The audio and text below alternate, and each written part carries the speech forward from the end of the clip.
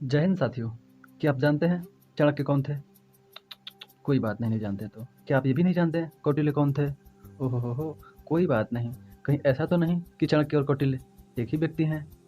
तो दोस्तों, आज की वीडियो ये लेक्चर बहुत ही महत्वपूर्ण है, क्योंकि आज हम जानेंगे चाणक्य और कौटिल्य कौन थे। चाणक्य ने चंद्रगुप्त को राजा क्यों बनाया? चाणक्य हमारे भारतीय इतिहास में क्यों फेमस हैं, इतने मशहूर क्यों हैं, और इन्होंने अपने अर्थशास्त्र की पुस्तक कैसे लिखी? So friends, this session is going to be very interesting for everyone. So please be here till last and enjoy this session. दोस्तों, चाणक्य का जन्म 376 ईसा पूर्व हुआ था और ये अनुमानित तिथि है, इसका कोई सत्यापन नहीं है। चंद्रगुप्त मौर्य के दरबार में चाणक्य महामंत्री के पद पर थे। इनकी जो प्रसिद्धि है वो अर्थशास्त्र में है। इन्होंने अर्थशास्त्र का ग्रंथ लिखा था। दोस्तों, चाणक्य के पिताजी ने बचपन में इनका नाम कौटिल्य रखा था और इनके पिताजी का नाम चाणक्य था। पिता का नाम चाणक्य और बेटे का नाम चाणक्य। दोस्तों, इनकी धार्मिक मान्यता जो थी वो जैनी हिंदू थी। दोस्तों, महान चाणक्य ने अपनी शिक्षा महान विश्वविद्यालय तक्षशिला में ग्रहण की थी। 14 वर्ष के अध्ययन के बाद 26 वर्ष में उन्होंने सामाजिक शास्त्र, राजनीतिक शास्त्र और अर्थशास्त्र की शिक्षा संपन्न कर ली थी। शिक्षा संपन्न करने के बाद चाणक्य ने नालंदा विश्वविद्यालय में शिक्षण का भी काम किया। दोस्तों, चाणक्य अथवा कौटिल्य, हम किसी नाम से भी कहें, आदमी एक ही है। तो कौटिल्य राजतंत्र के प्रबल समर्थक थे, अर्थात ये राजतंत्र ही चाहते थे।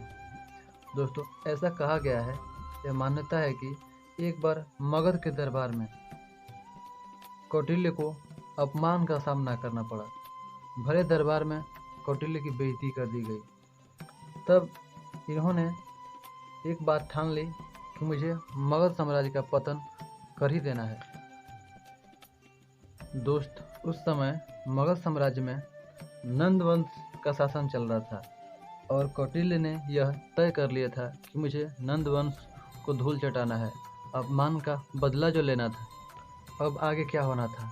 चाणक्य ने अपनी चतुराई और विद्वता के बल पर नंद वंश को समाप्त ही करा दिया और चंद्रगुप्त मौर्य को गद्दी पर बिठा दिया।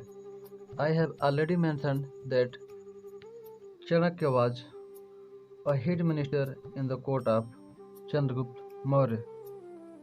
ये महामंत्री थे चंद्रगुप्त मौर्य के दरबार में। दोस्तों, उस समय भारतवर्ष पर यूनानियों ने आक्रमण किया था। यूनानी भी चाहते थे कि भारतवर्ष पे अपना दबदबा बनाए रखे।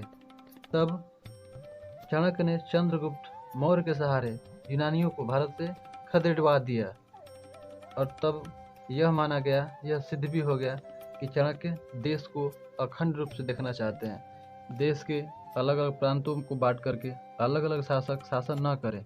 चाणक्य की मनता यह थी कि देश अखंड रहे और ये हमारे देश के लिए गर्व की बात है कि चाणक्य जैसे महान लोग हमारे देश में जन्म लिए। दोस्तों, विश्वविद्यालयों में शिक्षण की कार्य करने के लिए इन्हें आचार्य से संबोधित किया जाने लगा था, अतः हम भी आचार्य से ही संबोधित करेंगे इन्हें। दोस्तों, आचार्य चाणक्य भारत के सर्वाधिक कूटनीतिज्ञ माने जाते थे और आज भी माने जाते हैं। उन्होंने अर्थशास्त्र में अपनी नीतियों को लिखा भी है, जिन्हें मैंने आपको पहले ही बता दिया था।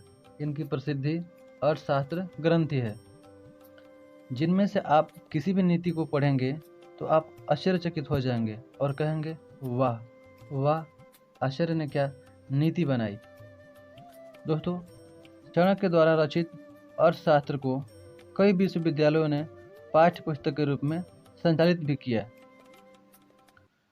मौर्य वंश की स्थापना का मुख्य श्रेय कौटिल्य को अर्थात चाणक्य को ही जाता है, क्योंकि उन्होंने ही अपने प्रतिशोध का बदला लेने के लिए, नंद वंश को डिबेकल करने के लिए, पतन करने के लिए चंद्रगुप्त मौर्य को उकसाया और अपनी नीतियों के माध्यम से नंद वंश को पराजित भी करा दिया।